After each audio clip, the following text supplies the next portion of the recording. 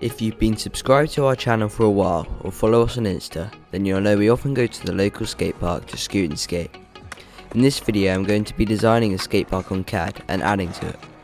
This would have been a field video, but a positive test of COVID in my family meant I had to self-isolate. And as I have all the camera stuff, we couldn't film anything at the field. This video is not a tutorial, but if you want to use the software I'm using, it's called Fusion 360 and is free for a personal license. The first step in improving the skate park was to design what's currently there. I used an overhead drone shot from the summer to get the outline of the skate park, and from there I built up the other ramps and features. The hardest bit was the pyramid, as it was fairly difficult to get the right angle and shape, and then merge it into the pump like it is in real life. Once I'd finished this rough version and had to play around with some ideas, I made a new one. Now that I knew how to make each ramp and feature, and I got used to working with CAD, I could make it more accurate and realistic in less time. I then added in the surrounding area, as this would help me see how much room we had to expand without getting too close to the park, emergency access road and football pitch. We decided to do 3 designs varying in size and cost. The people in charge of the skate park had talked about potentially upgrading it, and we wanted to show them some options based on their budget. However, it's unlikely that this will be the actual design if there is an extension. The first design was to extend the flyouts of the 4 and 5. A flyout is the length of the flat bit on top of a ramp, and the bigger it is, the more room you have for tricks. At the moment, the largest flyout is on top of the steep 5 foot.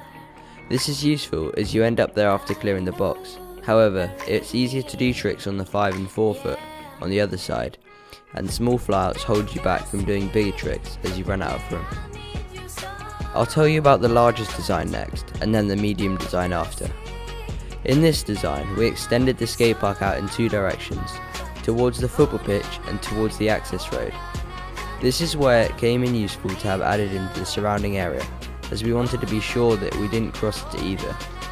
We measured out the space that we had, and there should be enough room to fit a bowl in behind the bank and 5 foot.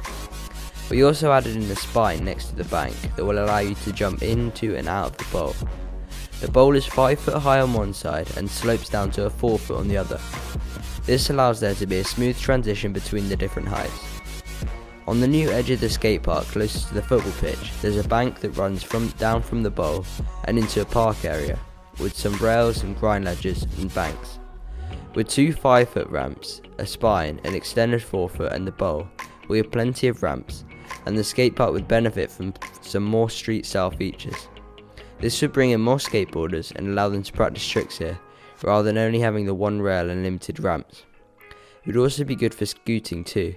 We haven't fully decided what would go best in this space, but extending the pyramid out to form a box would be good for both scooting and skateboarding, as it allows you to practice tricks that you might do over the box or a smaller ramp first.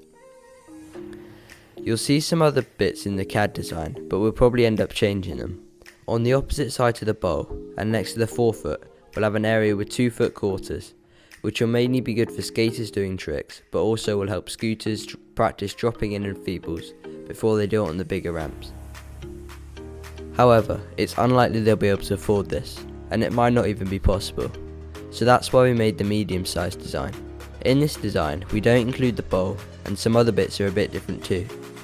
This design is good because it has lots and street of park style stuff, as well as a half pipe and a spine, making good for both skating and scooting.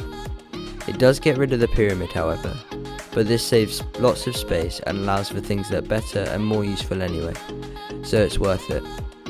This is probably the best design for how much it would cost, as it has lots of extra stuff but it doesn't take up too much space.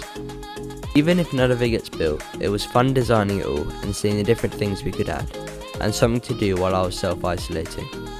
We may redesign certain bits and pieces, such as the park section, after this video is out, and if anything happens we'll probably make another video. But be sure to follow us on Instagram or TikTok to see more scooting or skating videos, as we often post clips or small montages on there. Thanks for watching this video, and see you in the next one. Bye.